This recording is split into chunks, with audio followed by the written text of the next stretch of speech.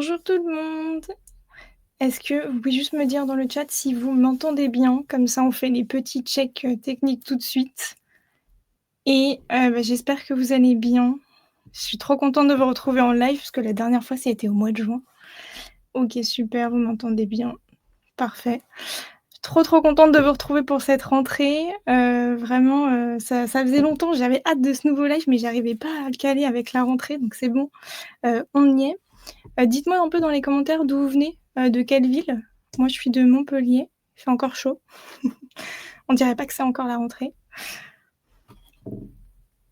et ensuite, je vais vous rappeler juste deux-trois petites règles en attendant, les retardataires. Donc, comme d'habitude, je vous invite à ne pas faire de publicité dans les commentaires, de respecter mon travail et celui de mes équipes aussi, d'être bien sûr bienveillant dans le chat. Ça, c'est toujours, je s'il vous plaît, on ne commence pas à se batailler, ou à s'insulter, hein. On va rester, chill pour ce petit vendredi.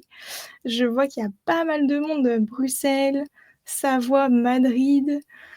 Ah oui, il y en on est un peu on est éparpillés. C'est trop cool de savoir que vous êtes un peu partout. Je vois qu'il y a des Montpelliérains aussi, ça fait plaisir. Il y a des sudistes en force là. En Savoie, on se gèle déjà.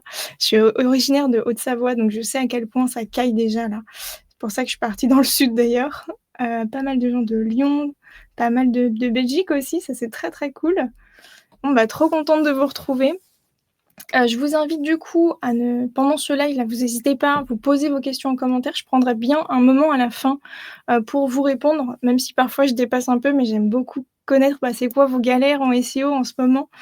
Plus, vous mettez des pouces sur une question, plus, je suis susceptible de la voir à la fin puisqu'il y a une loutre de l'équipe, Karine, qui tout au long du live là, va sélectionner, les top questions et elle vous enverra aussi quelques liens à plusieurs moments.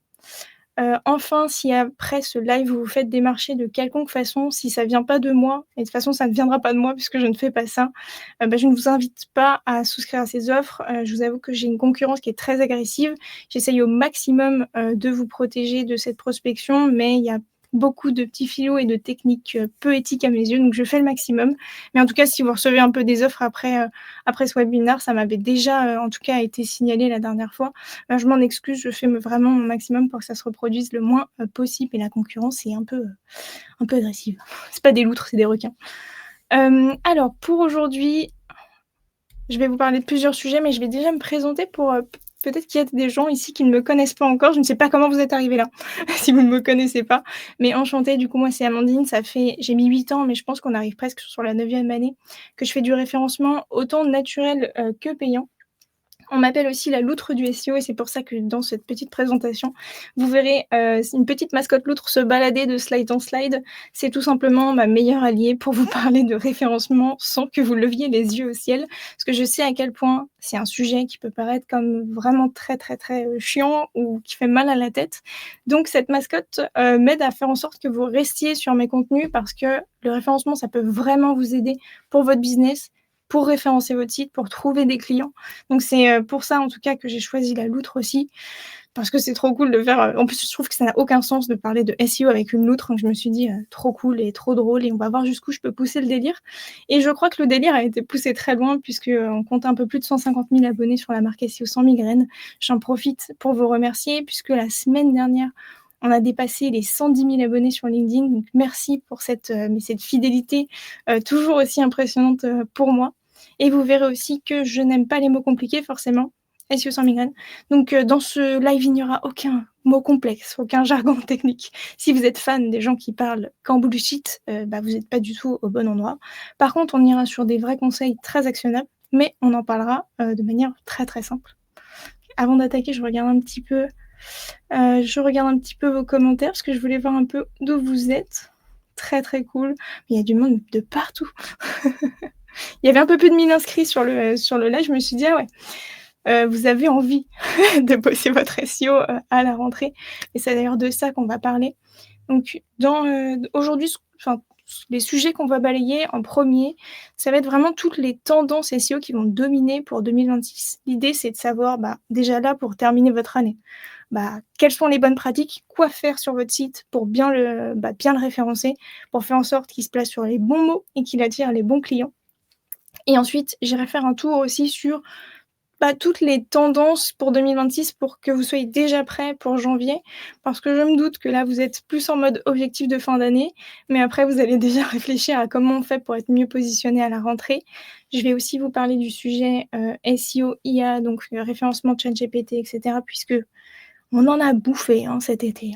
Je ne sais pas pour vous, mais moi, c'était terrible. C'est-à-dire que j'ai reçu des mails de prospection encore et encore en me disant: «Mais vous perdez du trafic, c'est terrible, attention, vous passez à côté de cette offre» et j'aimerais qu'on remette un peu d'ordre, dans tout ça et d'ordre sur ces offres, très, urgentistes, on va les appeler comme ça. Et dans une deuxième partie, je vous parlerai de comment on fait pour avoir un site, qui ramène des clients. En gros, comment on met en place ce fameux plan d'action, quels outils on utilise, par quoi on commence, qu'est-ce qu'on définit comme action prioritaire, on commence par quoi en gros pour, faire en sorte que son site il commence à bosser pour nous. Parce que c'est vraiment le but, je trouve, du référencement. En tout cas, moi, c'est comme ça que je le considère. Mon site, il doit travailler pour moi quand moi je peux pas bosser. Quand je suis en vacances, quand je suis sous l'eau, quand j'ai pas le temps une semaine de faire, de nouveaux contenus, j'ai besoin que mon site il taffe pour moi et qu'il me ramène des leads et je pense que c'est sûrement votre cas aussi, puisque, on a tendance à s'éparpiller et peut-être aussi parfois à s'essouffler si on court après les algorithmes des réseaux sociaux et je sais de quoi je parle puisque ça fait 5 années que je publie sur LinkedIn et au début je publiais tellement, tellement, tellement et il m'a manqué ce fameux, canal d'acquisition qui venait un peu m'apporter du souffle les semaines où j'en avais marre et où j'avais pas le temps de publier et donc c'est là que mon site est venu en renfort pour m'amener des leads de manière constante, même quand j'ai pas le temps de publier sur LinkedIn.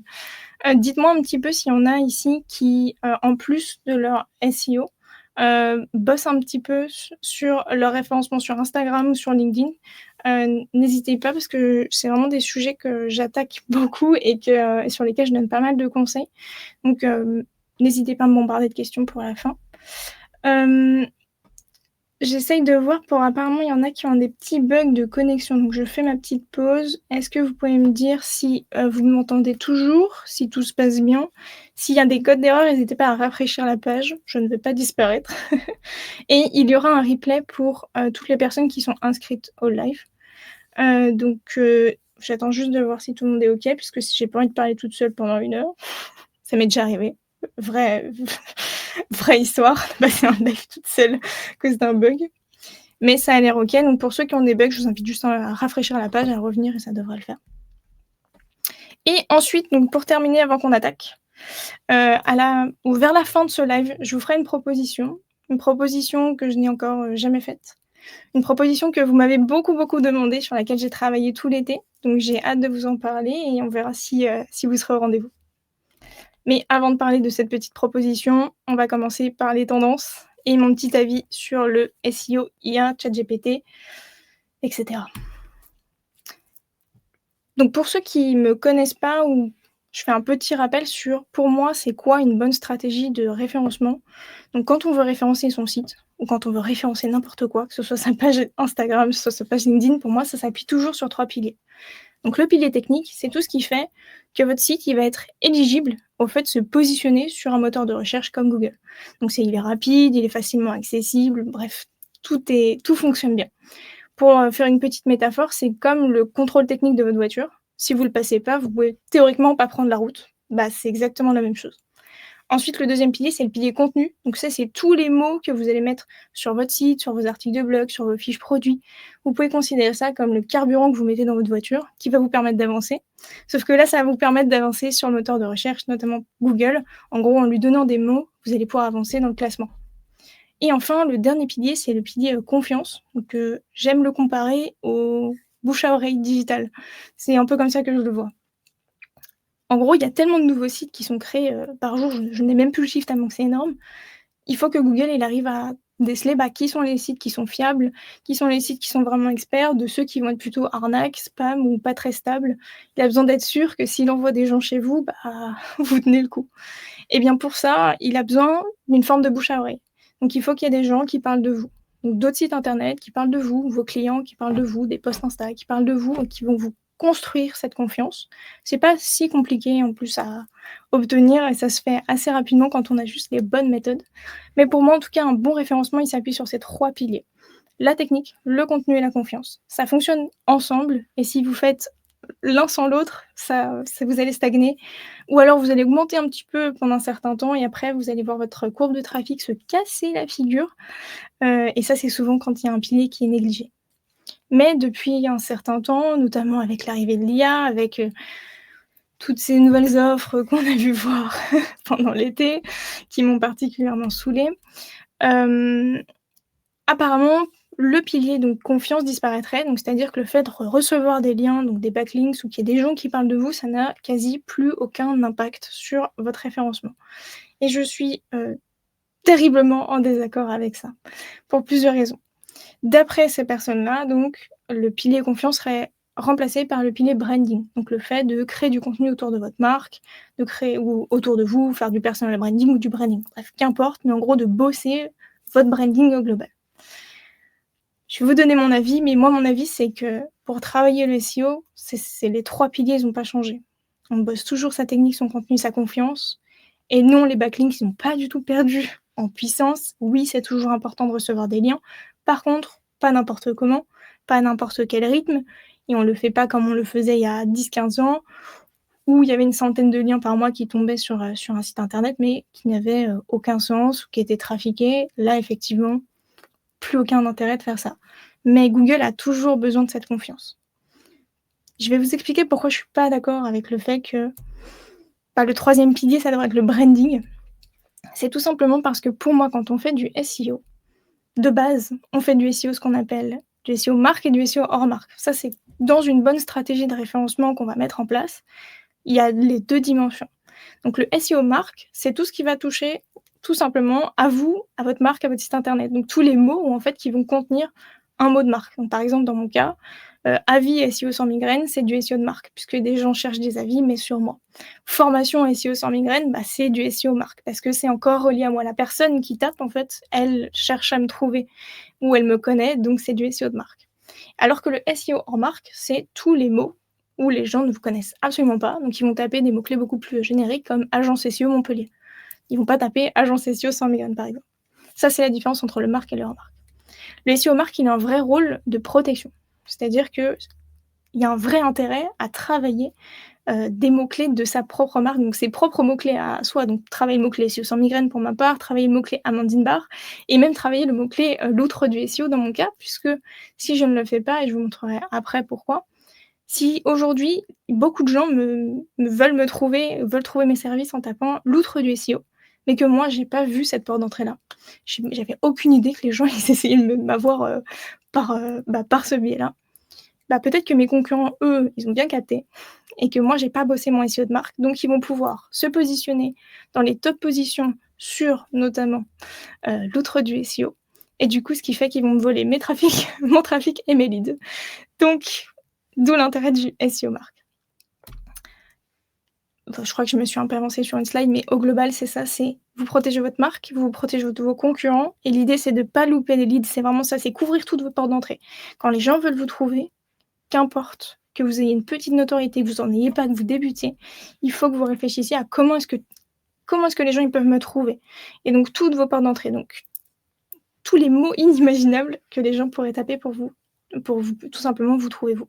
Il y a une petite astuce, c'est quand vous avez, lancé votre site, vous attendez 1 ou 2 mois et sur la Google Search Console, vous pouvez voir comment les gens vous ont trouvé par quels mots.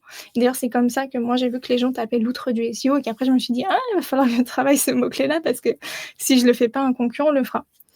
En plus de vous protéger, ça va renforcer votre crédibilité, renforcer votre réputation et renforcer également votre confiance aux yeux de Google. Parce qu'il va se dire: «Ah OK, oui, OK, donc c'est une boîte, imaginons pour mon cas, OK, SEO sans migraine, c'est une bonne boîte, mais à côté, ils font le taf. C'est-à-dire qu'ils bossent sur leurs mots-clés de marque. Si je tape avis SEO sans migraine, ils ont déjà prévu le coup. Ça va en fait participer à une bonne synergie globale qui fait que, votre SEO marque va bénéficier à votre puissance globale. Je vais vous montrer l'exemple d'une page qui est bien protégée. Donc quand on tape SEO sans migraine, là vous voyez, premier lien, mon profil LinkedIn, donc personne ne pourra passer devant ça. Ensuite, un petit lien du gouvernement, personne ne pourra passer devant ça. Pareil, après, un petit lien Substack qui est très, très fort en SEO. En gros, le but, c'est quand on tape votre mot-clé de marque, vous regardez votre page 1 et ça doit être que des liens qui sont très, très forts Parce que s'il y a un lien, donc c'est ce que j'appelle des trous, hem, un lien un peu faible, un lien un petit peu non volontaire, c'est pas vous qui l'avez travaillé, vous vous êtes pas inscrit sur un annuaire pour renforcer tout ça. Le problème, c'est qu'un concurrent demain pourrait faire, par exemple, un article qui s'appelle «Avis SEO sans migraine», arriver à se positionner dans ma page 1, rediriger mon trafic vers chez lui et vers ses offres et donc ça peut se faire très facilement s'il maîtrise 2-3 rouages de référencement. Alors que, si vous avez pas vous avez même pas fait attention sur le fait de protéger votre page 1, je crois que j'ai fait un cas d'une page qui est très mal protégée donc je sais pas si certains d'entre vous connaissent la marque Gemio. Moi, c'est une marque que j'aime beaucoup, c'est une marque de joaillerie française, et quand j'ai fait le petit audit et la petite analyse de leur stratégie SEO, c'est la première chose qui m'a sauté aux yeux. C'est-à-dire que quand on tape Gemio sur la page 1, il y a notamment donc, cette page-là où c'est un de ses concurrents qui a fait donc une page Gemio avis alternative, donc qui en fait redirige vers ses produits moins chers, qui sont très semblables à Gemio. Donc en page 1 déjà, en plus très vraiment dur pour eux, mais du coup il y a Leboncoin, donc on se dit: «OK, je vais acheter par exemple une bague Gemio. Ah mais il y en a des moins chères. Ah bah je vais aller plutôt sur Leboncoin» ou alors: «Ah il y a des alternatives qui existent» et ça en page 1, c'est terrible parce que ils arriveront rarement à les délocaliser parce qu'une fois que quelqu'un s'est installé comme ça dans une première page, c'est la galère, galère, galère, vraiment galère, pour, aller bouger tout ça. Donc pour moi, l'intérêt du SEO hors marque, ça va être de vous faire connaître, d'attirer des clients qui ne vous connaissent pas encore. Donc ça, c'est tous les mots-clés où il y a pas votre marque dedans. Par exemple, agence SEO, accompagnement SEO pour ma part ou si vous êtes électricien, électricien Montpellier, réparation urgente, enfin tous ces mots qui vont plutôt répondre à un besoin. Ça, c'est du hors-marque. Mais le SEO marque, c'est pas nouveau, hein. Donc cette dimension de branding dans le SEO, je sais pas pourquoi, il y a eu une vague de communication sur ça dernièrement, en disant que c'était vraiment le nouveau pilier et que c'était, le truc à pas louper. Mais pour ma part et je vous donne mon avis, ça reste, comme je le dis toujours, ma recette de crêpes. C'est-à-dire qu'il y a plein de façons de faire des crêpes, ça veut pas dire qu'elles sont bonnes ou elles sont mauvaises, mais chacun a sa façon de faire, ses propres crêpes et à mettre, l'ordre de ses ingrédients. Eh bien, dans ma recette de crêpes, le SEO, quand on fait une stratégie SEO, que ce soit pour moi, que ce soit pour mes clients, quand on en fait une, il faut penser au SEO hors marque et au SEO marque. C'est indissociable et si on vous a fait faire du SEO sans penser justement à votre branding, sans penser à vos mots-clés marques, le problème est plutôt là. Donc je ne vous recommande pas de vous fier à tous les contenus que vous allez voir en disant: «Le pilier confiance est mort, go sur le branding». Ça doit déjà être dans votre stratégie de base d'identifier, quelles sont les portes d'entrée, comment vous protéger et quels sont les mots-clés pour vous faire connaître. C'est d'ailleurs tout le but d'une étude de mots-clés et c'est ce qu'on fait, d'ailleurs nous, chez Les Loutres, on vous le propose. Dans tous nos accompagnements SEO, on bosse le marque et on bosse le hors marque, puisque pour moi une stratégie SEO, elle a double rôle, protéger et faire connaître et ça me semblerait, impensable de le faire autrement. Et pour ceux qui n'ont jamais vu l'équipe, je vous ai mis une petite photo. Si un jour vous avez l'occasion de travailler avec nous, bah, voilà, c'est toutes les petites têtes qui bosseront, sur votre projet. Par contre, sur la partie SEO marque, c'est plutôt ma spécialité, donc ce sera plus avec moi que vous travaillerez ça et c'est plutôt moi qui viendrai vous présenter ce que j'ai trouvé, comme petite dinguerie, en espérant, que vous soyez pas comme Gemio et que vous ayez pas déjà, un concurrent en page 1. C'est pas impossible de le délocaliser, mais par contre, ça va leur coûter très cher. J'ai même fait une petite animation. Je me suis surprise. N'hésitez pas, je vais regarder un petit peu les commentaires. OK, pensez bien à poser vos questions et à la fin, je les lirai bien, j'essaierai de vous répondre, je prendrai un bon gros quart d'heure. Donc maintenant, on va passer un peu sur les bonnes pratiques, pour 2026. Elles sont aussi valables pour la fin de l'année, mais je m'avance un peu parce que je pense que là, vous êtes déjà tous en train de préparer. OK, la rentrée, comment on fait? Qu'est-ce qu'on met en place? Il y a pas grand-chose qui a changé. Par contre, c'est comment c'est fait et comment c'est mis en place. Donc il y a pas eu de dinguerie là qui s'est passée sur Google, si ce n'est l'arrivée du SEO IA, mais on en parle un peu après.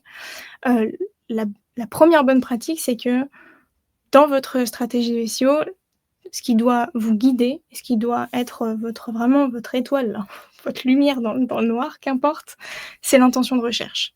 L'intention de recherche, c'est tout simplement quand quelqu'un va taper un mot-clé, donc imaginons moi demain, je tape accompagnement SEO. à quoi la personne s'attend. Est-ce qu'elle veut avoir des infos sur l'offre? Est-ce qu'elle veut prendre rendez-vous? Est-ce qu'elle veut juste savoir c'est quoi un accompagnement SEO?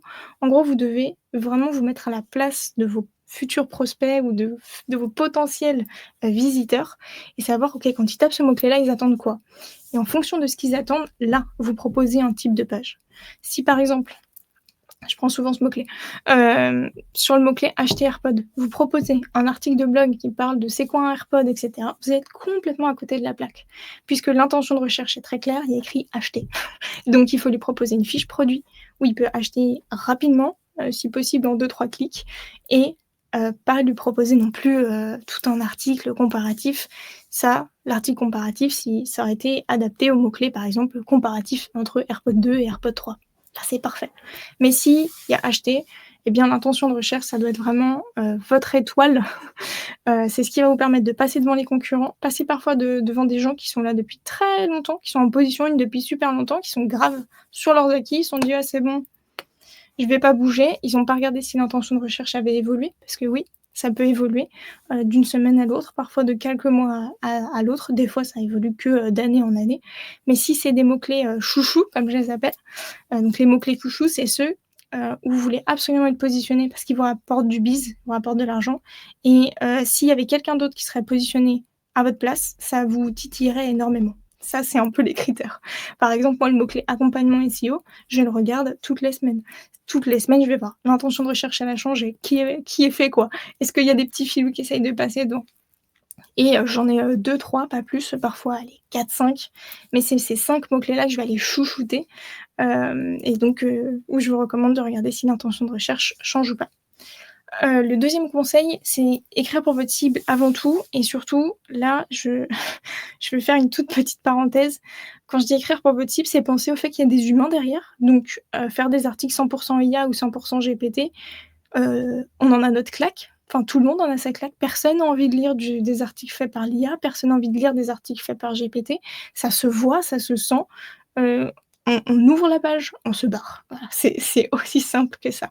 Donc il y a une production massive du contenu par les IA, par des outils qui sont spécialisés en rédaction, SEO, IA. Mais arrêtez, je vous en su vraiment là, je vous en supplie, arrêtez. Déjà, vous arrêtez pour vous arrêtez pour votre business, vous arrêtez pour les gens qui vous lisent et vous arrêtez pour moi parce que ça me fait criser d'ouvrir des pages et me dire: «Ah génial, le titre était super bien travaillé, super méta description». Je clique et alors là, le boulevard du bullshit et c'est insupportable. Je dis pas que vous pouvez pas vous servir de l'IA dans la rédaction, servez-vous-en plutôt pour, le plan, pour vous challenger, pour rajouter des questions, pour un angle ou si vraiment vous avez du mal à formuler une phrase, mais pas pour la rédaction en entier. Ça, je vous le recommande pas et je vous le recommande encore moins, déjà en termes de référencement parce que ça va être de plus en plus pénalisé. Là, Google, il envoie du lourd sur le contenu généré par l'IA. Il y en a beaucoup qui vont être supprimés, vous allez voir vos positions baisser, votre trafic se casser la gueule. Ça, c'est une évidence, mais aussi pour, tout simplement votre crédibilité. Demain, imaginons, je cherche quelqu'un pour rénover ma maison. OK, je tape, je sais pas, rénovation Montpellier ou artisan rénovation Montpellier. Je tombe sur un site où, ouah, c'est super propre déjà, il y a une super expérience et surtout les mots choisis, enfin, on sent que c'est quelqu'un derrière qui a mis sa patte, on sent sa personnalité, on sent sa marque, on le sent lui, quoi. Bah, je vais clairement être en mode: «OK, ça me plaît bien». À l'inverse, je serais allée sur un site très propre, mais où je vois que c'est du full GPT, du full IA, je passe, je me casse. Donc ce comportement-là, s'il y a pas que moi qui l'ai, c'est la majorité des gens qui vont l'avoir et de plus en plus, notamment vos futurs clients. Donc si vous voulez pas vous mettre des bâtons dans les roues, vous me prenez 1 heure et vous travaillez vos pages les plus importantes avec vos petites mains ou alors vous vous faites accompagner si vraiment c'est des sujets, vous savez pas du tout quoi écrire, mais c'est trop important pour votre image et pour votre référencement pour passer par de l'IA et vous pouvez bien sûr vous aider de l'IA, mais s'il vous plaît relisez, ajoutez votre patte, faites quelque chose, mais je ne veux plus lire tout ça, c'est terrible. C'est valable aussi pour toutes les personnes qui ont, licencié, tous les rédacteurs et rédactrices SEO, dans leurs équipes ou, soit en freelance ou en interne. Vous allez beaucoup le regretter parce que là, on va passer une ère du SEO qui va être l'ère du on veut moins, mais on veut de la quali et surtout on veut sentir la marque derrière, on veut sentir l'humain derrière. Le ras-le-bol de l'IA et des générations plus là, de contenu, en massif, va faire, basculer à l'effet inverse. Ne plus écrire que pour le SEO, ça c'est une recommandation aussi que je vous fais, c'est-à-dire que, c'est très relié à ce que je viens de vous dire, mais oui, on cherche à se positionner pour le référencement, donc il y a plein de petites bonnes pratiques, des petites astuces pour faire en sorte qu'on fasse des petits clins d'œil à Google pour en gros lui dire: «Hey, j'essaye de me positionner là-dessus si jamais tu avais pas compris».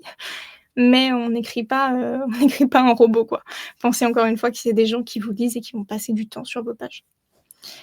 Et je vous ai mis en 4, donc c'est avoir de la cohérence globale sur votre marque. Donc quand je dis de la cohérence globale sur votre marque, c'est que Google, il vous voit moi, enfin, en tout cas, c'est comme ça que je vais le enfin, que je vais vous faire cette petite métaphore. C'est comme ça que je vois Google dans ma tête. C'est plus simple pour moi de le voir comme ça. En gros, je le vois comme un gros, bibliothécaire. Il a besoin de il prend des boîtes. Il ouvre une boîte, il met une étiquette. Donc par exemple, il va mettre l'étiquette Amandine Bar et en fait, il va essayer d'aller chercher tout ce qu'il trouve sur moi pour essayer de comprendre qui je suis, qu'est-ce que je fais, qu'est-ce que je propose, est-ce que je suis digne de confiance, et cetera. Donc il va aller prendre mon site, il va aller voir mes posts Insta, il va aller voir mes posts LinkedIn, il va aller voir si je fais des trucs sur Substack, sur YouTube et en fait, tout ça, il va le mettre dans la boîte et si tout est cohérent, ça va envoyer une puissance qui est monstrueuse. Je dis pas qu'il faut faire du SEO spécifique pour Instagram, il y a des bonnes pratiques cependant. Pareil pour LinkedIn, pareil pour YouTube. Mais le fait de juste appliquer, un peu une méthode d'écriture ou une cohérence globale, par exemple, si vous avez fait un article de blog sur, l'audit SEO, qu'après vous l'avez dérivé en une vidéo, YouTube, mais que les 2 disent pas du tout la même chose ou vous vous contredisez et ça va pas possible. Il faut que tout soit très cohérent. Cohérent autant dans l'ambiance, donc dans le design, dans le fait qu'on vous retrouve sur chacun de vos canaux. On n'a pas l'impression de changer de pièce à chaque fois qu'on ouvre un nouveau de vos réseaux sociaux. Mais une cohérence globale, ça va vraiment vous aider à, en gros, faire en sorte que cette boîte, elle soit de plus en plus nourrie. Plus cette boîte, elle est logique, elle est cohérente et elle est nourrie, plus votre référencement va en bénéficier. Donc effectivement, c'est à ce moment-là que vos posts Instagram, ils vont commencer à vous aider à vous positionner sur un mot-clé, que votre fiche My Business, elle va vous aider à remonter sur un mot-clé local. C'est dans ce cas-là où ça vous aide, mais si vous faites trop des trucs, dispatchés et qui n'ont pas de lien, ça va plutôt vous desservir. Je vais vous refaire un petit, zoom sur, OK, concrètement, qu'est-ce qu'on met en place pour le pilier technique? Parce que on m'a dit des fois que OK, j'ai compris que c'est comme le contrôle technique de ma voiture, mais ça veut dire quoi concrètement? Pour le pilier technique, notamment pour 2026, avec toutes les mises à jour qui sont passées, qui vont tomber, parce que Google est en train de mettre un gros coup de pied dans beaucoup de choses. Le premier critère, c'est ce qu'on appelle les Core Web Vitals. Donc ça, c'est en gros, c'est les critères de Google. Il a décidé qu'il avait, je crois que c'est une dizaine de critères, où vous devez au minimum être à un score pour que votre site passe l'examen. C'est exactement ça. Si votre site, il passe pas l'examen, vous devez bosser vos Core Web Vitals. C'est l'examen by Google. Si votre site, il est trop lent, vos images, elles chargent mal, votre, site, il est pas sécurisé, vous passerez pas les Core Web Vitals. Si vous passez pas juste au moins ce prérequis-là, c'est pas la peine d'aller plus loin. Votre référencement va se casser la gueule. Pareil, si aujourd'hui, vous aviez eu un bon score au Core Web Vitals, mais qu'il s'est passé plein de choses sur votre site et qu'aujourd'hui votre note elle a baissé, mais que vous en êtes pas occupé, ça doit être votre priorité numéro 1 pour 2026, puisqu'il y a de plus en plus de mises à jour Google qui vont sévir sur ça. Le but pour lui, c'est tout simplement d'avoir des sites qui soient rapides et fluides en globalité, plutôt que d'avoir, plein de sites très lents, qui vont mal charger en mobile, avoir des images qui bougent dans tous les sens, parce que ça lui fait aussi perdre en crédibilité. Pensez toujours que Google, il vous fait confiance pour vous envoyer du monde chez vous. Donc vous devez être au niveau, sinon il va arrêter de le faire. Et être au niveau, ça veut dire au minimum passer son test. Pour ceux qui sont sur WordPress, quelques bonnes pratiques, mais une mise à jour régulière de vos plugins, supprimez ceux que vous n'utilisez pas, ça a tendance à alourdir votre site. Plus votre site est lourd, plus il est lourd à charger, moins Google va passer du temps dessus, voire du bon temps dessus. La note en mobile n'est plus une option. Je vois encore trop de sites qui ont déjà une version mobile terrible, mais en dehors de ça, qui a des scores de vitesse catastrophiques. Donc, corrigez ça en priorité, puisque Google vous juge en mobile avant d'aller regarder votre site en version ordi. Il passe sur la mobile parce que la majorité des gens maintenant sont sur téléphone. Donc, c'est non négociable. Et ensuite, je vous invite à choisir le bon CMS dès le début parce que sinon, ça peut vous causer beaucoup de tracas. Tous les gens qui ont tendance à utiliser Wix, par exemple, je sais que c'est pratique, on a l'impression que la solution, elle est parfaite, mais même s'ils se sont améliorés, ça reste terrible en référencement puisque c'est très difficile de passer ces fameux scores Web Vitals avec un Wix. Donc pour ma part, je vous conseille beaucoup plus WordPress. Et c'est parce que je suis une pro WordPress. J'ai beaucoup plus de facilité aussi à faire du SEO sur WordPress. On peut faire beaucoup plus de choses. Webflow, c'est bien aussi, mais par contre, vous aurez moins de possibilités d'optimisation, sauf si vous avez un développeur ou un technique dans votre team. Alors là, le sujet se pose pas, il y a pas de souci.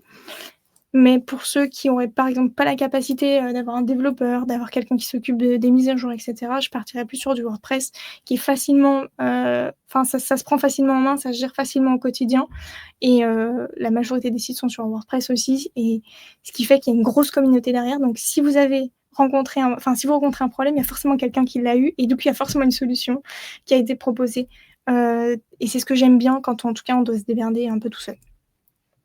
Sur la partie contenu, je vous en ai beaucoup, beaucoup parlé, donc je vais pas forcément rentrer dans le détail, mais il y a toute, une technique aussi qui est pas mal pour écrire. Ça, c'est pour les gens qui sont un tout petit peu plus avancés, donc ceux qui commencent à bien gérer, la partie, rédaction de leur site. Il y a une technique qui s'appelle, l'EAT qui consiste c'est une façon d'écrire une page, tout simplement. Je vous en parle beaucoup dans ma formation 360 SEO que je vous parlerai plus tard, comment on le met en place, l'EAT et cetera. Mais pour l'instant, si vous débutez et cetera, vous en êtes pas là, vous avez pas besoin de forcément le hâter pour sortir, hein. Ça, c'est vraiment quand on commence à être très très pointilleux, on se dit: «OK, j'ai envie d'aller pousser encore plus loin mes articles et cetera. Qu'est-ce que je peux améliorer?» Je vous conseillerais, de vous renseigner sur tout ce qui est EAT. Pour tout ce qui est, donc zoom sur l'intention de recherche, donc je vous ai expliqué à quoi, ça servait, mais je vous ai pas dit les différentes intentions de recherche qu'il existait. Donc majoritairement, il en existe 4 types d'intentions derrière un mot-clé. La première, c'est informationnelle, donc la personne cherche à se renseigner. Transactionnelle, donc elle cherche à acheter. Navigationnelle, elle cherche à se rendre sur un site. Par exemple, quand vous tapez connexion impôt, bon, c'est navigationnel. Et la dernière, c'est locale, donc vous cherchez, dans une zone très précise, par exemple agence SEO à Montpellier. Et quand vous avez ces 4 intentions, en tête, vous allez déjà pouvoir mieux comprendre quel type de page proposer, à vos futurs lecteurs, à vos futurs prospects. Et c'est comme ça qu'on fait du bon SEO, hein. C'est pas si compliqué que ça, hein. C'est juste on se met à la place des gens, on a un site qui cartonne bien, enfin qui est bien fluide du moins, qui a un bon UX et qui est pas trop long, il y a pas des images qui bougent partout. On bosse l'intention de recherche et après je vous montrerai, pour le pilier confiance aussi. Ça part comme une fusée sans avoir besoin d'y passer 15 heures par jour, hein. Pour trouver l'intention de recherche, il y a plusieurs options. Donc soit, vous avez l'œil, à force vous allez l'avoir. Forcément les mots-clés où il y a acheter, comment, bon, c'est assez facile de comprendre pourquoi. Mais par contre des fois sur des mots-clés comme, par exemple accompagnement, SEO, c'est beaucoup plus dur parfois de savoir, OK, c'est quoi l'intention de recherche? Parce qu'il peut aussi des fois y avoir une double intention de recherche. Par exemple, la personne elle cherche à s'informer, puis elle cherche à souscrire à quelque chose. Donc c'est ces petites subtilités, qu'il faut arriver à détecter. Donc soit vous allez sur Google, vous tapez votre mot-clé et vous essayez de regarder, tous les résultats qui sortent et dans les titres de vos concurrents, il y a quoi? Est-ce que c'est comment? Est-ce que c'est des comparatifs? Et vous pouvez déjà faire vos propres, déductions. Sinon, là forcément je vais vous parler de Rédiger sans migraine qui est l'outil qu'on a lancé en interne, chez les loutres. Quand vous allez, taper un mot-clé sur lequel vous souhaitez vous positionner, donc vous allez dire à notre robot loutre: voilà j'aimerais me positionner sur l'accompagnement SEO. Nous on va vous sortir l'intention de recherche. L'outil est gratuit donc hésitez pas, à le tester. Et on va faire un petit exercice. J'aime bien faire des petits exercices maintenant dans les lives, j'avais testé ça une fois, j'avais trop kiffé. Donc là, sur le mot-clé faire du SEO. D'après vous, quelle est l'intention de recherche? Là, je vous invite à regarder donc tout ce qu'il y a dans autres questions, tout ce qu'il y a un peu dans les titres des concurrents et je vais regarder vos commentaires pour voir si, vous avez quelques pistes pour, cette intention de recherche. Et merci beaucoup pour, tous les compliments que je vois passer sur Rédiger sans migraine. On y a passé, de longs mois, ça faisait très longtemps que je voulais sortir un outil SEO, qui venait vous aider, vraiment vous enlever cette fameuse migraine quand on doit rédiger quelque chose sur notre site. On a eu plus de 4 500 inscrits, alors merci beaucoup parce que c'est un carton. On est très contents, on est très fiers des résultats, il y a encore beaucoup de choses qui arrivent donc merci, j'ai vu passer plein de compliments et je crois que vous aviez fortement raison pour l'intention de recherche donc je sens qu'on a du niveau là dans le chat. Là, il y a là, on est là, il y a du niveau en SEO ou du moins vous commencez à capter, comment on fait du bon SEO et ça me fait plaisir. Ça, je vous en ai déjà parlé. Oui, on peut avoir 2 intentions, de recherche en même temps. Par exemple, j'aime bien cet exemple, donc je reviens des vacances au soleil. J'ai remarqué que mes cheveux, ils étaient un peu plus secs et que j'avais besoin d'un petit soin, post-vacances, donc je vais, taper, masque cheveux après vacances. Je voudrais qu'on m'explique déjà ce que je dois faire, parce que j'ai les cheveux secs et ensuite, j'aimerais bien savoir quel produit acheter. Donc dans ce cas-là, vous avez la double possibilité. Vous expliquez à la personne ce qu'elle doit faire et vous placez vos produits.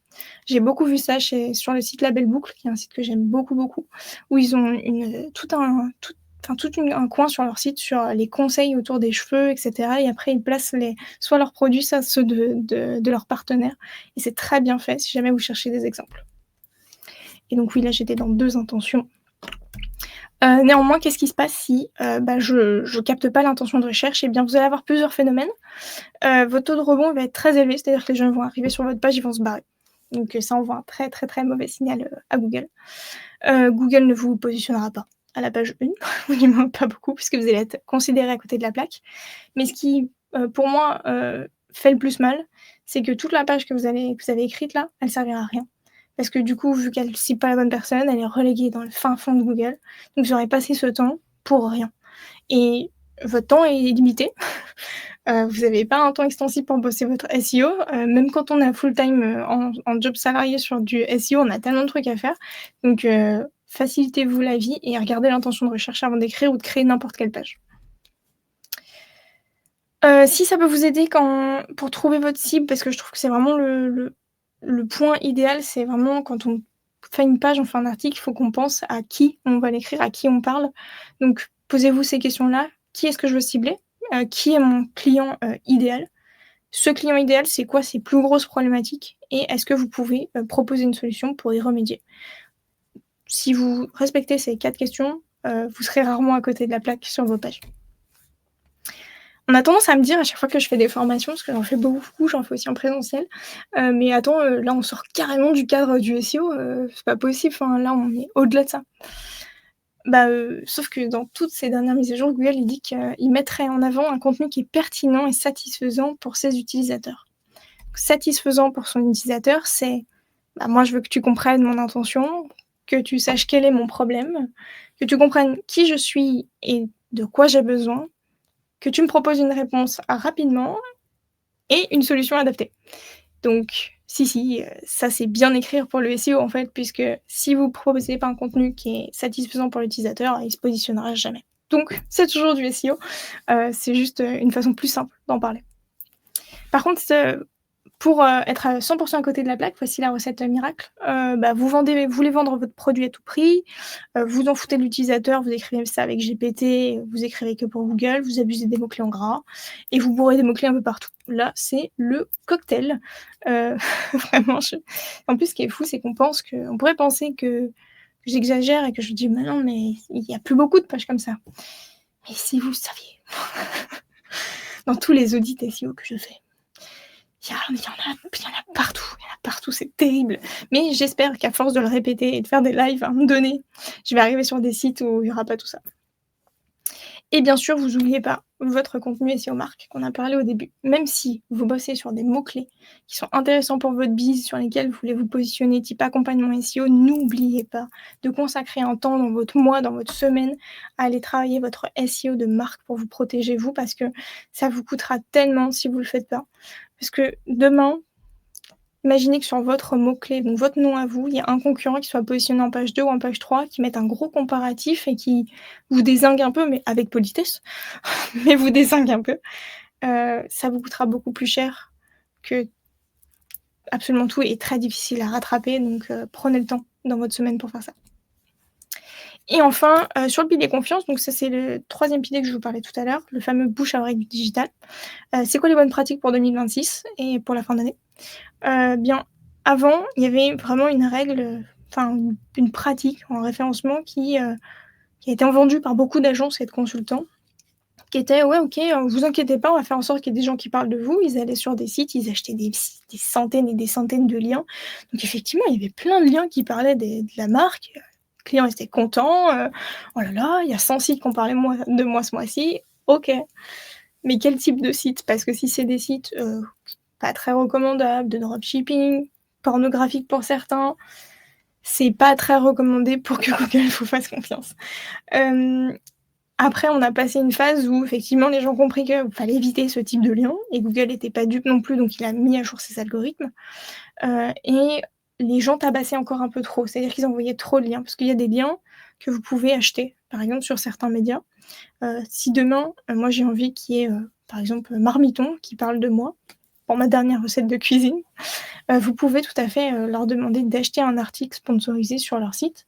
Donc ça va vous coûter pépette, mais ils parleront de vous. Donc c'est des choses qui sont possibles. Donc pour obtenir des liens, on peut les obtenir de manière naturelle, donc c'est-à-dire faire en sorte de créer les bonnes pages et les bons contenus pour que les gens parlent de vous tout seul et que ça monte progressivement. Ou alors on peut aussi, en fonction du niveau de concurrence, de vos objectifs, de votre budget, aller acheter des liens, mais on les achète pas n'importe comment et on les achète pas chez n'importe qui. Dans tous les cas, pas de backlinks, pas de bonne stratégie SEO et c'est essentiel pour la confiance pour Google, mais aussi pour sortir dans ChatGPT, puisque je sais que c'est une obsession en ce moment de sortir sur GPT. Et bien GPT, pour vous faire sortir, se base majoritairement sur les backlinks. Donc tous les gens qui vous disent que les backlinks ne servent à rien, eh bien, vous mettez une belle balle dans le pied puisque vous ne sortirez pas dans les IA non plus. Nous voilà au sujet, le fameux, le SEO IA, LLM, tous les mots compliqués qu'on a pu voir passer. Pour moi, je vais vous le dire très simplement. Pour être référencé sur ChatGPT, c'est que c'est une conséquence d'une bonne stratégie SEO. Puisqu'en fait, une bonne stratégie de référencement bien faite sur votre site, elle est déjà IA-friendly. Vous sortez déjà dans GPT en bossant correctement votre SEO avec tout ce que je viens de vous dire. Donc vous n'avez pas besoin de souscrire à la dernière offre. Attention, vous perdez 10% de trafic. La dernière offre de Géo, etc. C'est... ça me fascine que je sais qu'ils ont eu beaucoup de gens comme ça. Mais si vous voulez commencer par sortir sur les IA, en fait, commencez par faire du bon SEO. Parce que quand vous faites une bonne stratégie de SEO, vous allez sortir naturellement sur GPT. Pour le moment, effectivement, il y a plein de choses qui ont été testées. Beaucoup de gens qui ont vendu des méthodes. La réalité, c'est que c'est pas vraiment aussi manipulable qu'on peut vous le faire croire. Que la majorité du référencement de ChatGPT se base sur du backlinks, sauf que si ces agences et ces consultants vont acheter beaucoup de liens pour vous faire sortir dans GPT, la conséquence, c'est que potentiellement, ces beaucoup de liens vont vous faire baisser votre confiance aux yeux de Google, donc vous allez perdre en référencement. Ok, peut-être vous allez gagner sur un certain temps un peu de référencement GPT, mais derrière, la cascade va être terrible parce que GPT, pour vous faire sortir, il s'appuie d'abord de votre référencement global et notamment de votre référencement Google. Donc voilà. Néanmoins, sujet très intéressant sur lequel j'ai mené beaucoup de tests et on a mené beaucoup de tests en interne, donc qui mérite clairement que ce soit le sujet prioritaire d'un live et on parle que de ça. Donc je vais faire une masterclass privée SEO IA. L'invitation partira pour tous les gens qui sont inscrits à la newsletter. Donc si vous n'êtes pas inscrit à la newsletter, il y a Karine qui vous envoie le petit lien dans le chat pour vous inscrire. Et j'enverrai du coup, je pense que ce sera d'ici la fin de l'année, au max début d'année 2026, où je ferai donc cette masterclass privée où je vais vous partager donc tous les tests qu'on a fait, qu'est-ce qu'on a appliqué chez nos clients pour que à la fois ils se positionnent sur Google et GPT et qu'ils perdent pas le trafic IA, parce que l'idée c'est pas de choisir entre les deux, c'est pas de dire ok vas-y on va pas du tout sur l'IA, mais c'est plutôt de faire en sorte que la stratégie de référencement elle soit IA friendly et qu'il n'y ait pas non plus besoin de rajouter masse budget derrière pour aller faire du référencement GPT, etc. etc. Je ferai une masterclass privée où je pense qu'il y aura un nombre de places limité. Donc, je vous enverrai tout ça. Si vous êtes inscrit à la newsletter, vous recevrez tout de toute façon. Mais ce n'est pas ma proposition que je comptais vous faire dans ce live. Ça, ce n'est qu'une aparté. Je vais regarder un petit peu vos commentaires, le temps de boire un peu d'eau. Ah, j'ai vu, t'es en train de débug un paquet de services sur LinkedIn en ce moment. Oui, bah effectivement, en fait, c'est que j'ai vu passer tellement de posts, le SEO est mort, vive le GEO, maintenant, arrêtez le référencement Google, faites tout le référencement GPT. Oui, d'accord. Bah, pour faire du référencement GPT, il faut qu'il s'appuie sur une stratégie de référencement existante. Donc, en tout cas, j'ai hâte de vous présenter ce format masterclass privé. Dans l'idée, je vais vous en dire un petit peu plus. J'aimerais qu'il y ait un nombre de places limitées, qu'on puisse aussi tous échanger à la fin en groupe.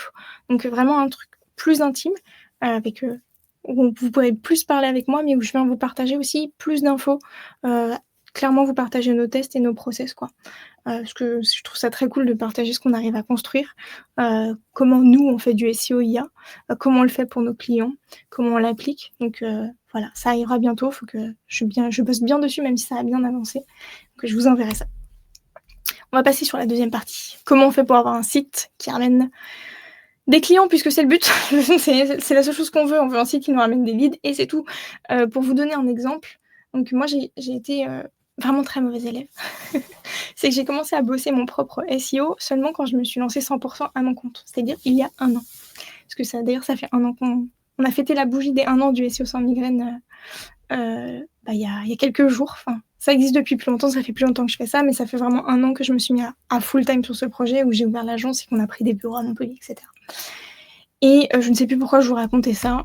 Oui, puisque, effectivement, donc ça fait que vraiment 1 an que j'ai commencé à bosser mon propre référencement et du coup, là, j'ai pu faire un petit bilan de fin d'année et en fait, la majorité de nos clients et de nos leads, donc majorité, c'est Google, après c'est LinkedIn.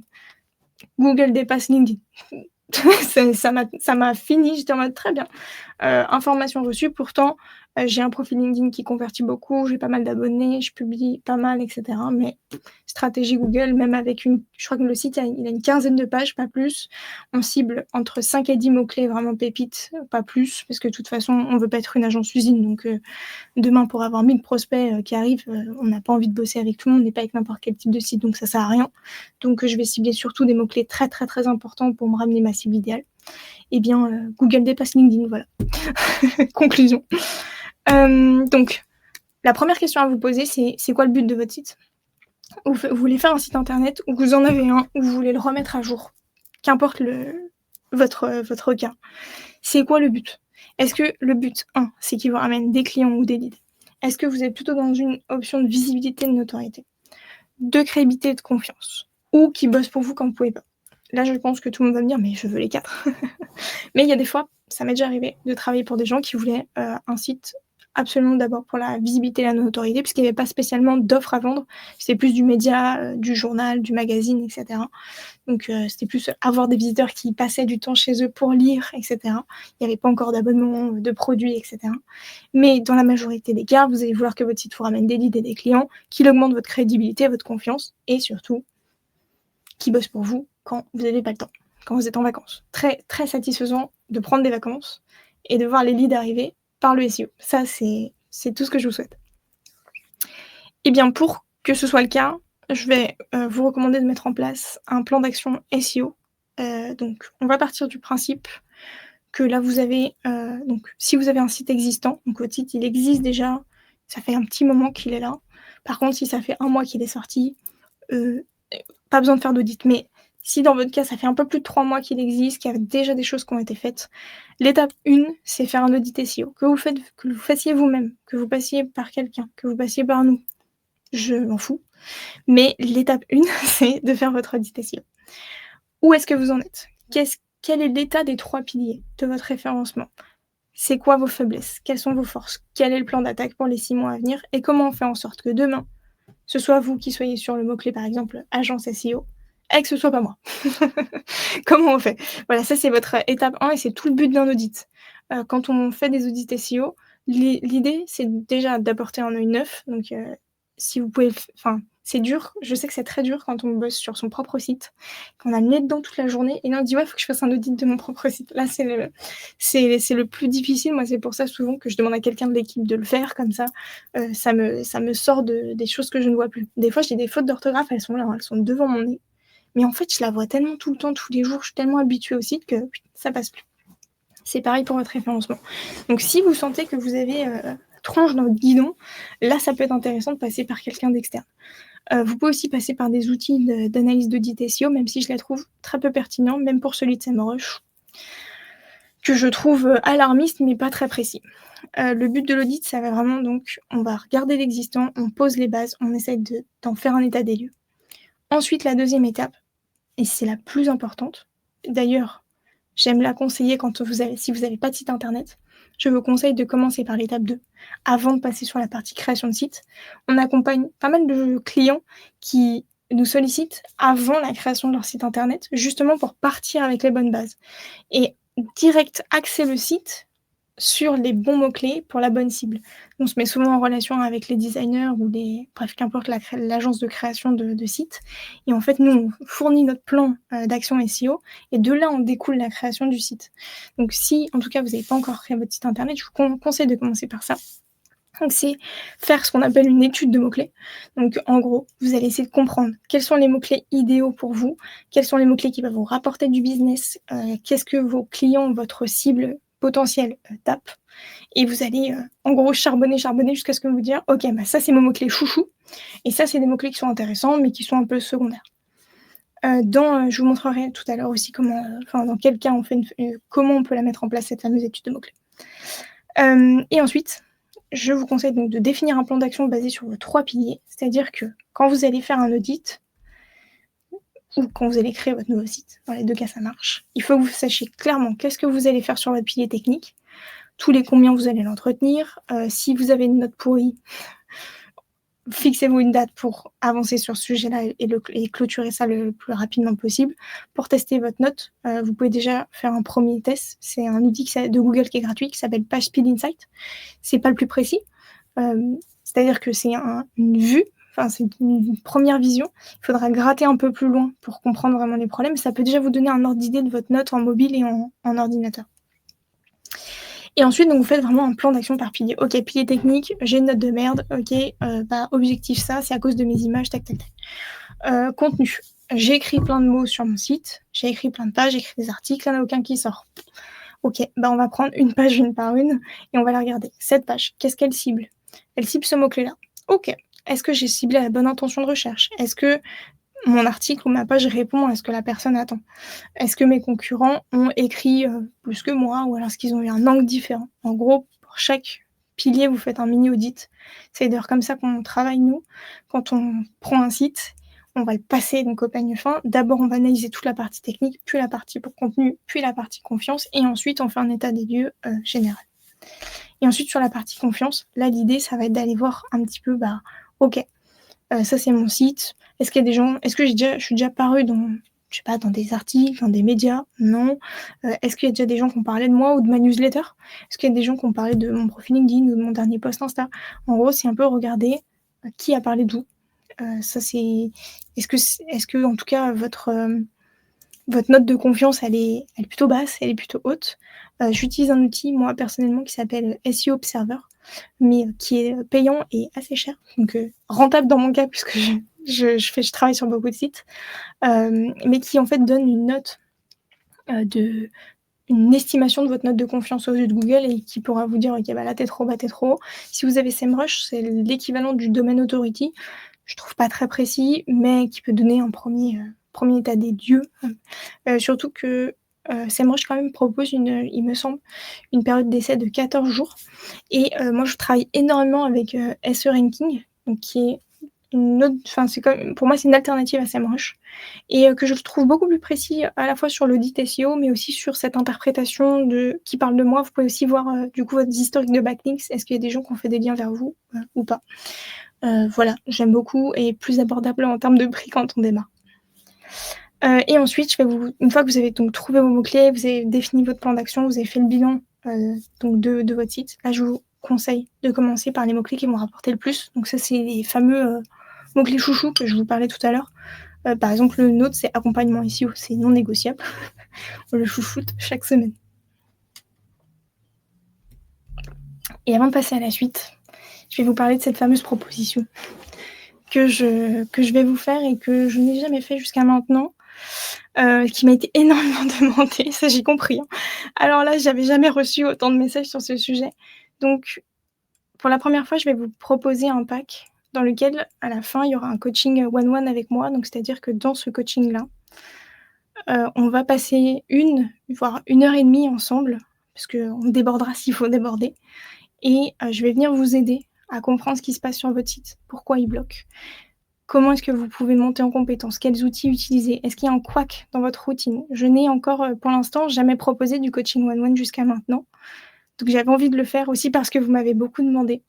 Donc ce pack sans migraine, vraiment ce que j'ai fait, c'est que j'ai condensé absolument toutes mes formations. Donc vous avez ma formation 360 SEO, qui est la formation la plus complète, celle que j'ai taffé, je taffe encore dessus parce que je rajoute des modules, tous les 2-3 mois à chaque fois en fonction de vos questions. Donc dans la formation 360, je vous apprends à maîtriser chaque pilier, les 3 qu'on vient de voir. Comment on améliore son site en technique, comment on écrit bien et comment on obtient des backlinks. Déjà, vous allez partir avec un bagage énorme et dans 360 SEO, je vous explique aussi comment faire du SEO sur d'autres plateformes. Instagram, LinkedIn, YouTube, Substack, Airbnb aussi, parce que j'en ai fait beaucoup.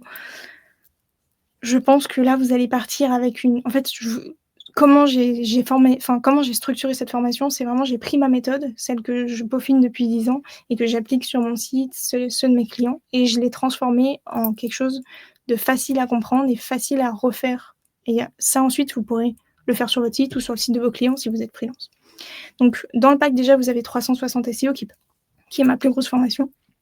Ensuite, vous avez ma formation, Google My Business. Donc là, c'est pour toute la partie SEO locale. Comment on optimise, sa fiche My Business, comment on fait en sorte qu'elle sorte sur des mots-clés, comment on fait en sorte que la fiche My Business sorte quand on n'a pas de site internet aussi. Vous aurez aussi 25 crédits sur Rédiger sans migraine, donc l'outil que je vous ai parlé au début qu'on a développé qui va venir vous aider justement à rédiger vos pages, vos fiches produits, tous vos articles de blog. Donc vous aurez 25 crédits à utiliser, sans expiration. Et vous aurez le fameux petit e-book aussi qui m'a été beaucoup demandé sur comment on apprend à trouver ces mots-clés. Donc en gros, comment on fait cette fameuse étude de mots-clés. Vous aurez aussi accès à tous mes replays de live et notamment les plus intéressants, ceux qu'on a fait sur le SEO-IA, des masterclass que j'ai fait avec des startups à Montpellier où j'ai mis le one-one de certains coachings. Et ensuite, une fois que vous avez passé un peu toutes ces étapes-là, eh bien, on se voit ensemble pendant 1 heure à 1 heure et demie pour du coaching one-one. Et vous pouvez aussi venir avec quelqu'un de votre équipe si vous êtes si vous êtes à plusieurs. L'idée, c'est que ça vous apporte le maximum, que je vienne vous aider, mettre le pied dans votre site et je vous enverrai de toute façon à chaque fois avant un tout petit formulaire avant le coaching one-one pour bien cibler votre besoin, vous me donniez des bons accès, que j'arrive moi aussi dans ce coaching avec déjà des armes et des idées pour votre référencement. Donc, comment je l'ai pensé? Eh bien, c'est que pour moi, en 30 jours, quand vous avez passé ce pack, votre site vous ramène des clients. Il n'y aura que 12 places seulement puisque je ne veux pas faire 70 000 heures de coaching, mais j'ai envie d'en faire 12 qui vont vraiment vous apporter. Donc 12 places seulement, je teste aussi ce format-là, je vois aussi si ça vous apporte beaucoup, on voit si ce pack aussi vous aide à mieux référencer votre site et vous apprendrez aussi à faire du SEO partout. Voilà, donc Karine va vous envoyer le lien du pack dans le chat et il n'y a que 12 places, donc j'ai hâte en tout cas d'échanger avec 12 d'entre vous et de venir fouiner un peu dans votre référencement, voir comment est-ce que je peux vous aider et surtout vous rencontrer aussi puisque quand je fais des lives, c'est génial, mais je parle toute seule moi face à ma caméra, donc ça va me faire du bien aussi de vous rencontrer. Il n'y aura que 12 places, je vous ai fait un prix pour effectivement l'offre d'aujourd'hui. Donc l'offre spéciale est à ce prix-là, le prix public avec, donc ça c'est tout le condensé de la valeur de la formation, de toutes les formations cumulées, plus mon coaching one-one. Et je vous ai mis le paiement en 2 fois possible parce que je sais que c'est aussi la rentrée. Voilà, j'ai hâte en tout cas de rencontrer 12 d'entre vous. Et je crois qu'on peut continuer. Ensuite, on va reprendre sur le plan d'action. Si vous avez des questions sur le pack, n'hésitez pas. Vous me les mettez à fond à la fin du webinaire et je vous répondrai. Et je crois qu'il y a quelqu'un qui a dit la coïncidence, c'est qu'aujourd'hui, effectivement, il y a un article sur Blog du Modérateur, donc qui est un média plutôt connu, qui sort sur notre agence SEO. Effectivement, il y a aussi un article qui sort sur Rédiger sans migraine. Donc pile aujourd'hui, donc effectivement, on s'est bien aligné sur les dates. On est très contente de paraître dans cet article et très contente qu'il parle différemment des agences SEO. Je crois que quelqu'un a envoyé le lien dans le chat. Donc ensuite, on reprend pour le plan d'action pour votre site. Donc une fois que vous avez fait... Attends, je reprenais plutôt là. Une fois que vous avez fait votre audit SEO, que vous avez trouvé vos mots-clés cibles et que vous avez fait un peu votre plan d'action et que vous avez sélectionné vos mots-clés qui vont vous rapporter le plus, eh bien, plusieurs options. Déjà, si vous avez un site existant, l'idée, ça va être de venir rebosser vos 3 piliers. Tout le temps. Parce que je sais que, en tout cas, dans les points d'audit les plus qui vont plus, ressembler chez tous mes clients à chaque fois. En fait, ce qui se passe, c'est qu'il y a toujours un pilier qui est mis sur le côté. Donc il y a toujours un pilier qui est moins travaillé. Donc commencez déjà à regarder dans votre semaine, dans votre temps SEO, combien de temps vous considérez à la partie technique, combien de temps vous considérez à la partie contenu et combien de temps vous considérez à la partie, confiance. Je pense que vous allez vous rendre compte que vous passez très peu de temps sur le technique, beaucoup sur le contenu, très peu sur le confiance. C'est souvent comme ça. Mais il faut vraiment vous forcer à vous mettre un temps technique, même si c'est juste aller vérifier que tout va bien. Est-ce que ça roule? OK. Est-ce que j'ai des mises à jour à faire? Non. Est-ce que ma note, elle est bonne? OK. Si ça vous prend 15 minutes, ça vous prend 15 minutes et ça roule. Tant mieux, mais prenez ce réflexe-là. Et sur la partie contenu, je sais qu'on a tendance à vouloir créer beaucoup de nouveaux contenus. Chaque fois on se dit: «Ouais, je vais écrire un nouvel article, créer une nouvelle page». Mais n'hésitez pas non plus à prendre du temps pour aller voir vos anciennes pages, celles qui peut-être rament un peu, ne se positionnent pas, que vous avez écrit il y a un petit bout de temps et que vous voyez pas, décoller, et aller voir si vous pouvez pas les réoptimiser, les remettre à jour. Ensuite, je vous invite à rester à jour plus sur ce qui se passe parce que ça bouge pas mal en ce moment. Ça bouge pas mal. Donc je vais vous donner quelques sources pour, bien rester à jour, voir, si vous êtes toujours dans les clous, dans les bonnes pratiques. Et la régularité en SEO, c'est ça le succès. C'est vraiment ça qui fait que votre site va, bien tourner et va tourner longtemps. C'est une question de régularité. C'est pas une question de faire 15 heures de SEO par semaine. C'est plutôt de faire 1 heure, mais tout le temps. OK, chaque semaine, je vais faire entre 1 et 2 heures de SEO, mais je vais jamais louper ces heures-là. Et c'est comme ça, en fait, que vous allez, vraiment, réussir à avoir une stratégie SEO qui décolle. Ensuite, je vous ai mis quelques petits outils SEO par budget. Donc pour les tout petits budgets, je vous conseille, 3 outils. Donc forcément, rédiger sans migraine, je vous en ai parlé puisqu'on l'a quand même ouvert en gratuit, donc ça peut vous débloquer sur pas mal de choses. Mais j'aime beaucoup Ubersuggest. Donc c'est un outil qui va vous permettre de faire votre étude de mots-clés, faire un premier audit SEO et qui est quand même très abordable en termes de prix, et qui en fait, je pense que vous pouvez quand même vous débrouiller pas mal de temps avec Ubersuggest. À un moment donné, oui, il va être limitant, mais avant qu'il soit limitant, ça voudrait dire que vous serez monté fortement en compétences et là, vous pourrez passer sur un SEMrush et cetera. S'il y en a que ça dérange pas, que tout soit en anglais, j'aime beaucoup, la suite d'outils SEO de chez Mangools. Ils ont plein de petits outils SEO par type de besoin, mais ils sont très pertinents. Ils ont des extensions Chrome aussi, donc ça peut être très pratique au quotidien. Pour les budgets intermédiaires, eh bien, à choisir entre les 3, soit SERanking, soit SEMrush, soit Ahrefs, et vous pouvez le cumuler avec un rédigé sans migraine toujours. Mais en préférence, c'est vrai que, ça fait donc j'ai travaillé pendant 2 ans avec, SEMrush en partenariat, donc je connais bien les coulisses et c'est vrai qu'il est très précis, mais ils ont quand même, l'envie et la vocation de passer plus sur un outil de marketing avant de rester un outil de SEO. Donc ce qui fait que je trouve que leurs nouvelles fonctionnalités sont légèrement moins pertinentes. Tandis que SERanking, c'est un outil de SEO qui veut rester un outil de SEO, donc c'est vrai que c'est particulièrement, pertinent. Et j'aime beaucoup Ahrefs aussi, mais ce qui peut me freiner un petit peu, ça va plus être le prix. J'aime beaucoup Ahrefs pour la partie backlinks, mais du coup, ça commence à faire cher si vous cumulez un SEMrush plus un Ahrefs ou un SERanking plus un Ahrefs.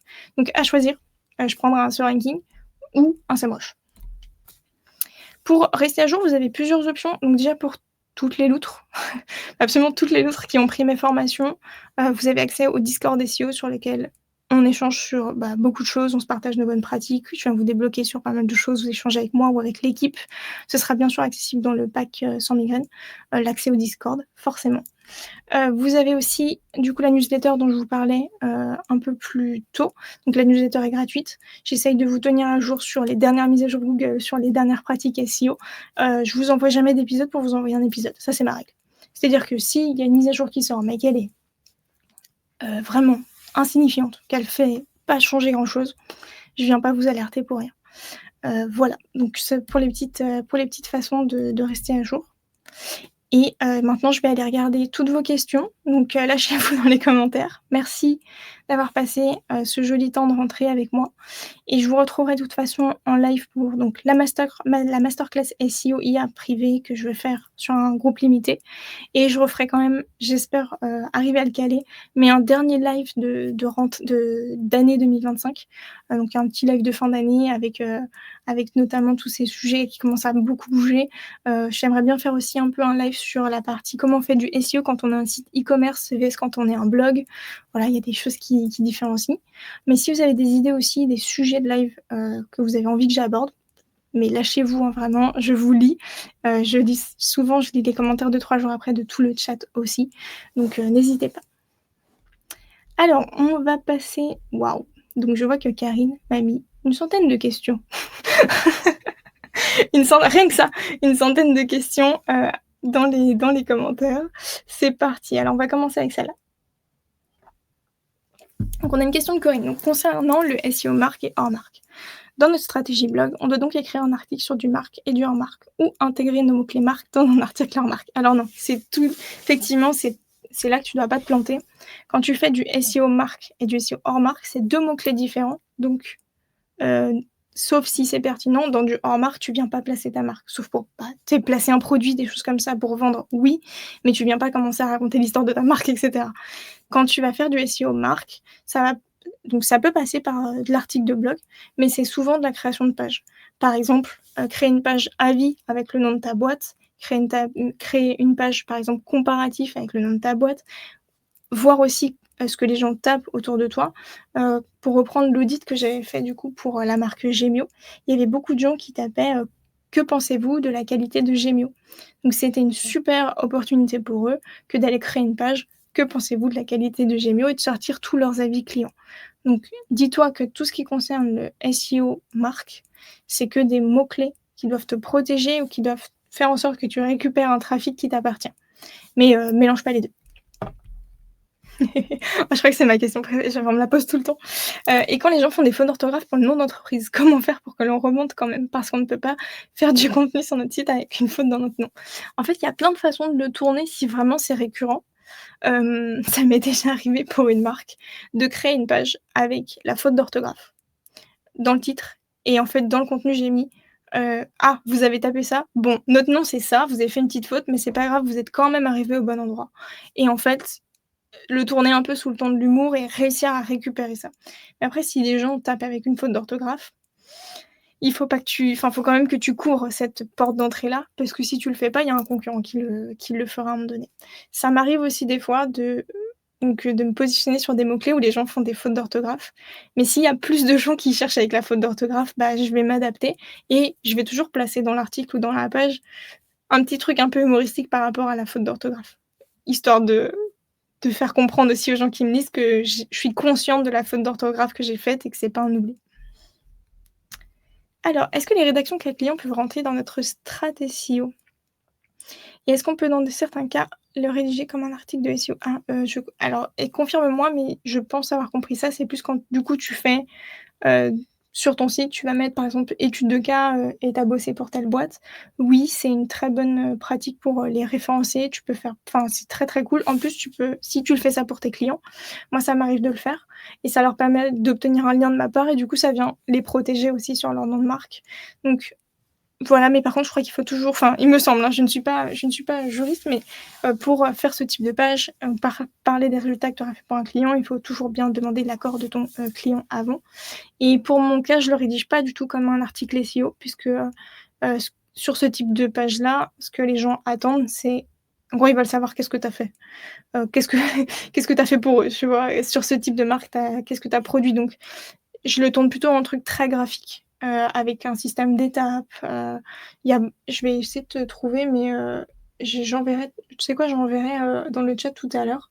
J'ai des types de pages de résultats clients que j'aime bien, où je trouve que les gens les amènent bien. Donc mais en tout cas, c'est rarement écrit comme un article de blog. Pour rebondir à cette question, vaut-il mieux écrire des articles cas client ou avoir une page cas client, l'email à télécharger ou faire les 2? En tout cas, ça, c'est ma recette de crêpes, mais pour ma part, je préfère avoir une page cas client, avec mes résultats clients et des call to action vers mes offres. Ça peut arriver que je glisse un lead magnet à télécharger, mais en tout cas, je ne l'aurais pas fait comme un article. Quelles recommandations pour la taille des réponses d'une rubrique FAQ et ou page dédiée à la fin des pages thématiques? Il y a pas, spécifiquement de taille, précise. Il faut plus que tu te dises, toutes les questions que tu mets dans ta FAQ, faut que ça réponde à 2 critères. Un, est-ce que c'est vraiment utile de mettre cette question-là? Est-ce qu'elle répond vraiment à quelque chose pour ton client? Et 2, est-ce que ça peut te permettre de te positionner sur un mot-clé? Parce que les FAQ sont très pratiques pour placer quelques mots-clés en plus. Je regarde vos questions. Hem, alors, est-ce que les pages qui sortent sur Google dépendent de nos historiques de recherche et donc que notre historique de recherche peut faire qu'on n'a pas le réel ordre d'apparition? Oui, donc je t'invite toujours à regarder en navigation privée, voir si tu peux te le permettre avec un VPN, donc encore mieux. Surtout, si tu cherches pour du local, oublie pas que Google va afficher les résultats autour de toi. Donc si tu tapes, agence SEO Montpellier mais que tu es 1er, vérifie que c'est pas juste parce que tu es à Montpellier. Mais oui, on peut se faire avoir par ce genre de choses. Hem, question très intéressante, mais comment faire remonter sa page LinkedIn dans les premières pages? De ce que j'ai constaté, en général, ce qui sort le plus, ça reste les profils avant les pages, comme si les profils avaient plus de poids, en référencement que les pages.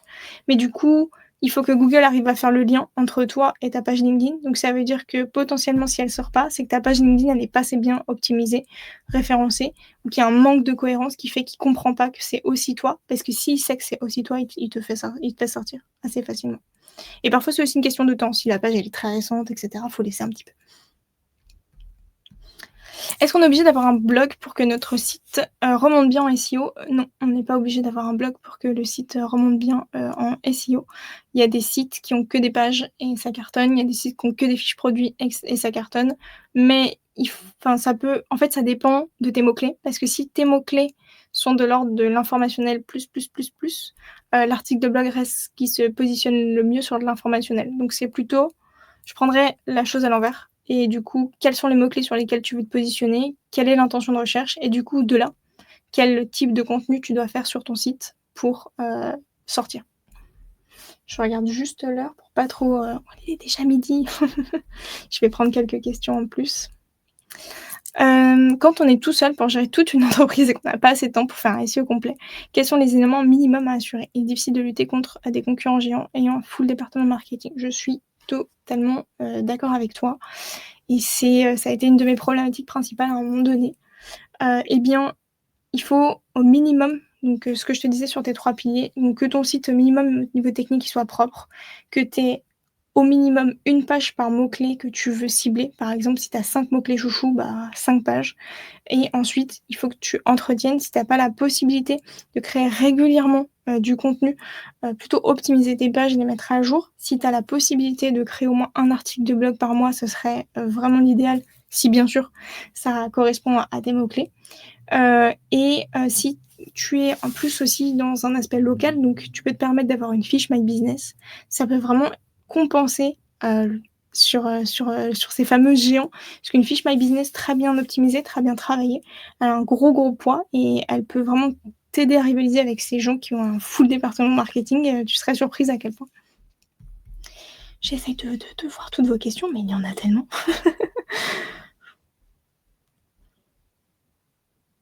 Hem, je regarde. J'ai vu une question sur c'est quoi les bonnes pratiques, SEO par réseaux sociaux, mais c'est impossible pour moi d'y répondre comme ça puisque ça serait presque l'objet d'un live entier. En tout cas, c'est des sujets que j'ai traités dans 360 SEO. Vous avez un module par réseaux sociaux. Ensuite, c'est quoi les Core Web Vitals et où on les trouve? Donc en fait, les Core Web Vitals, c'est donc ces fameux critères, de Google. Tu as 2 options donc. Déjà, tu peux aller sur Google et tu tapes page speed insight. Tu mets, le lien de ton enfin, tu mets l'URL de ton site et Google va analyser et tu vas avoir, en fait, quelques critères. Donc ça va te donner une première vue. Si, tu as la capacité, il y a un autre outil de Google qui est gratuit, qui est facile à installer, qui s'appelle la Google Search Console et en fait, dans la Google Search Console, c'est l'endroit où Google communique avec toi. Donc il va analyser ton site, il va te dire ton trafic, le nombre de gens qui sont venus chez toi, heu, comment les gens, t'ont trouvé, par quel type de mots-clés et il y a un onglet Core Web Vitals avec écrit: «Oui, ça passe. Non, ça passe pas. Tu dois bosser ça, tu dois peaufiner ça». Donc enfin, il y a pas de piège, c'est très clair. Par contre, parfois, là où tu peux avoir besoin d'aide, c'est si, le problème qu'il te demande de corriger est technique. Peut-être que là, tu auras besoin d'aide si tu as pas des capacités techniques ou si tu as pas quelqu'un de technique autour de toi. J'essaie de regarder encore.